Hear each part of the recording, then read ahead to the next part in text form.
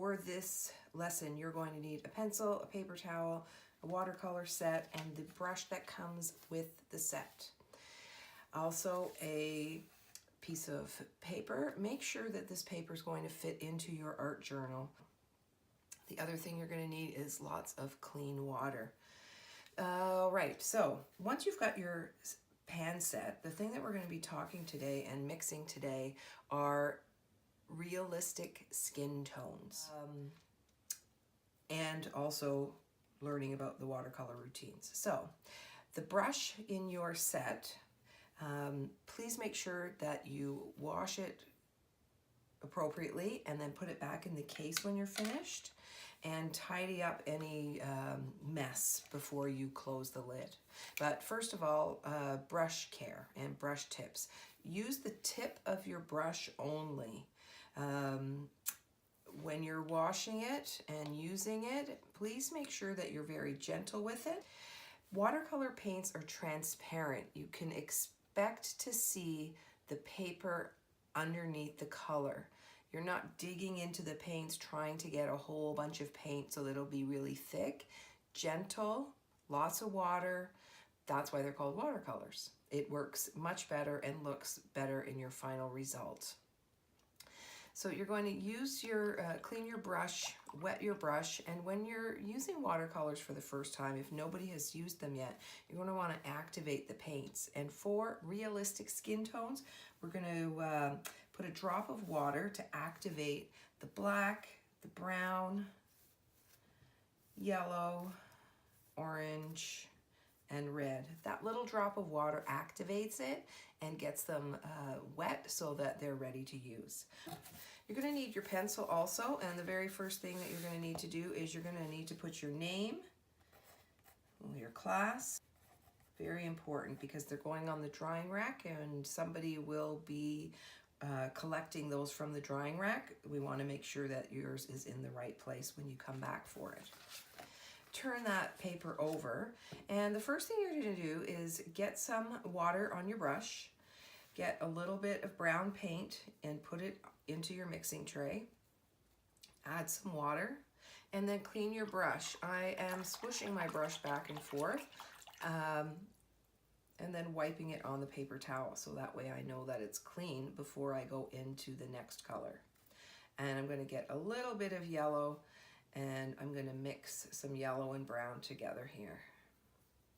So this could be a nice, beautiful skin tone. So I'm going to just do a little oval to represent my face.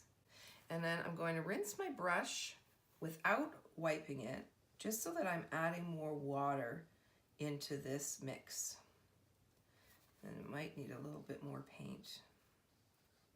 There we go. So now I'll write my recipe down. I've got brown plus yellow, and over here I've added, so I've got a plus sign to add, and then I'll put water.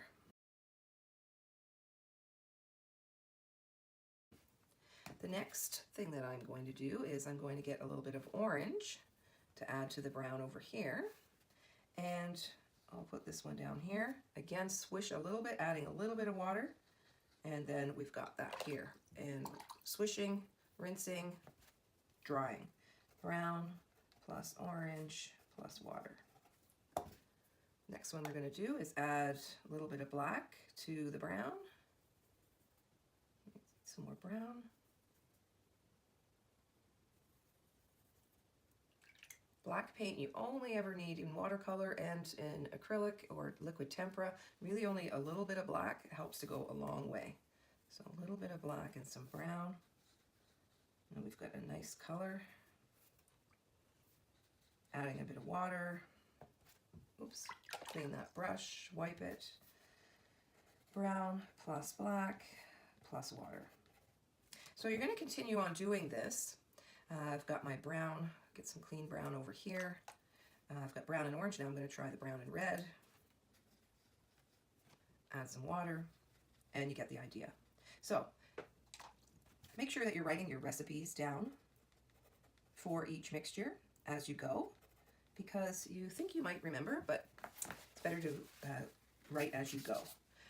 If you get a little drop somewhere, you can just use your paper towel to dry that up. So we're going to continue on adding colors and making some mixtures and making some recipes. So brown red, you can add some of that brown red orange. Brown plus red plus orange, add water. Brown, black, yellow.